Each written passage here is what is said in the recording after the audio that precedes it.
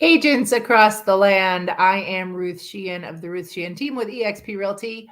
If you're tuning in for the first time, we have a live I typically do with one of my team partners on Friday that discusses how agents can speak to their clients and convey information largely that your clients need to have to make great decisions. So if that's what you're looking for, we are here. We love to help other agents be better. We like to make real estate better and raise the bar. That's what we're all about. So, and if you're ever looking to partner with someone or join a team, if you're local, hit us up. We've got some resources for you. So I'm going to share my screen as I just did on Facebook. And I'm going to share some information that we have locally through our MLS. So if you're not in our MLS, you most likely have something very similar to this available through yours. Whoops, I am at the end here. Let me flip quickly through. So we had a party recently and got the same question from 4 or 5 clients, which was a little bit surprising. And they all asked pretty much the same phrasing. They said, is the market slowing down? Well, I don't know where you are, but it's September in Chicagoland. So this is our second busiest time of year, but it's still significantly slower than spring. So they're hearing, the national headlines. They're hearing the henny pennies. They're hearing all of the clickbait, and they all are envisioning that we're back in 2008, which, as you know, no experts think. And so we find that getting a look at some of the data is calming and helpful for most of our would-be buyers and sellers. So this is our MRED is our Chicagoland MLS that covers Chicago and all of the suburbs and really quite a large swath of Northern Illinois. So this is a big MLS, and this is a large area that takes many, many markets into account. And I think when you're looking at data, that's really helpful. It's local enough, but it encompasses quite a bit of difference so that when you put it together in aggregate, I think you get a pretty true idea of what most of the market is like. So you'll see the green here is last year's closed listings, and the blue is this year's closed listings. Well, if you're a real estate agent, you're familiar with the term low inventory, and that's what we've been having for years, actually, but you can see how significantly lower it is this year because these are not, this isn't a lower number of closed listings because they're sitting on the market. This is a lower number of closed listings because we don't have any to sell. Still very few. Under contract, same thing. So it's lower in every case than last year, but primarily driven by inventory. You can't put them under contract if you don't have them. And you can see our typical seasonal ups and downs tend to follow pretty closely. New listings. So here in September, we still have very few new listings. The most we had last year was 8,000, and we are at 5,200 this week, and that's down from 6,500 last year. So quite a difference still in inventory when we were already in a low inventory market last year. Residential rentals, way down in rented listings, again, because there aren't any.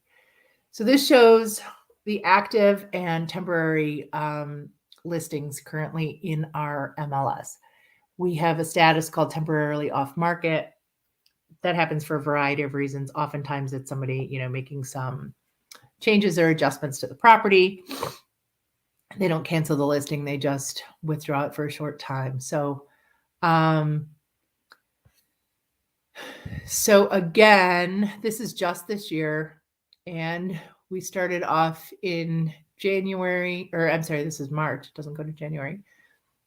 So already in the throes of a very, very busy spring, with 41,000 active listings, and that has gone up to 49 in July. So July is when we hit our big summer slowdown.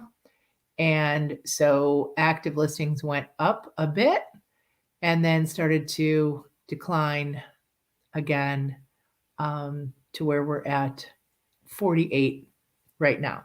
So no huge increase in the active listings. Residential open houses, you will see, I think this was Easter. Not sure what was happening this weekend. There was a time when there weren't a lot of open houses just because so few houses were on the market long enough. Some agents were having them anyway, so it's not a perfect metric, but you can see the various ups and downs, but there's nothing alarming. We're not seeing, 50 million open houses that would indicate that houses are sitting on the market and agents are doing multiples. This graph is always very interesting. It is meant to show the impact of COVID on the real estate market, on showings. But so you see, we have 2020, 2021, and 2022. And the thing that's so interesting to me is, other than this huge COVID dip when they shut the world down, most of these ups and downs really track seasonally year to year. So this year, overall, showings are down. We know that's not because demand was down. Obviously, that's because there wasn't anything to see. So showings are down from the spring, but so are they every year. Here's Labor Day. Here's 4th of July. We can see these seasonal patterns are almost identical, really, really close. So we don't see anything falling off a cliff. This is our fall in this market. And then we're going to have, a huge dip for Thanksgiving. We'll have a bump right before Christmas, and then it falls off until it starts to pick up for spring. So most of what we're seeing is pretty typical. Again, I'm not seeing prices fall off the cliff here. So they're always higher, as these are what closed from going under contract here. So we expect an increase in prices there. This was the most robust time of the market. And we expect that to ease up a bit as we head into fall. So all of the data is showing really normal patterns. And we're not seeing a reason why anybody should be freaking out. Now, that's not to say, obviously, interest rates went up, 3 times? They are 3 times what they were a year ago. That's definitely going to impact the ability of many people to buy houses. But for anyone who has to, this is when they're going to buy a house. The party might be over in the 2% interest rate area.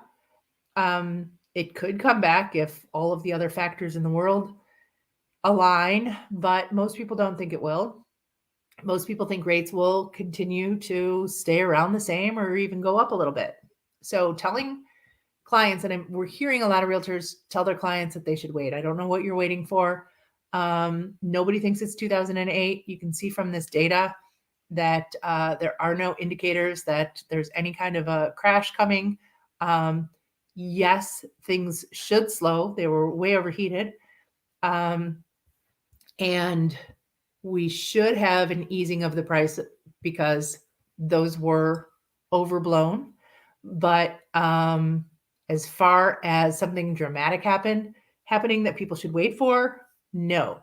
I have people, unfortunately, who didn't listen to me, who were waiting because interest rates hit 5.5%. So did not go in their direction. I don't know when they're going to be able to move now. I wish they had bit the bullet and taken a step earlier. But we can't. Our job is to give the clients all of the information. So as long as we're doing that and they're making great decisions for themselves, then that's the best we can hope for. But that's what the data shows. And if you find that interesting, drop a comment.